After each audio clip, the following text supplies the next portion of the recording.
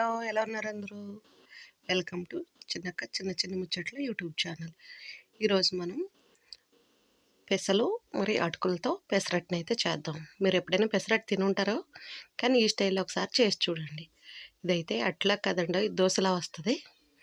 పెసలు నానబెట్టుకొని, అటుకులు కూడా నానబెట్టేసుకొని, ఎక్కువ సేపు కాదండి, హాఫ్ అన్ అవర్ నానబెట్టుకొని, అందులో పచ్చిమిరపకాయ, అల్లం వేసుకొని, ధనియాలు రుబ్బుకొని, మెత్తగా మిక్సీ పట్టుకొని 5 మినిట్స్ ఆగి మళ్ళీ ఒకసారి మిక్సీ పట్టుకోండి. బాగా సాఫ్ట్‌గా వస్తది.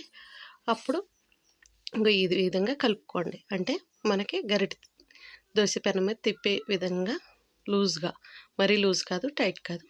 అలా కలుపుకొని అందులో కొద్దిగా జీలకర్ర, సాల్ట్ యాడ్ చేసుకొని పెసరట్టునైతే వేసుకుందాం. ఇంగో ఈ విధంగా వేసుకోవాలి.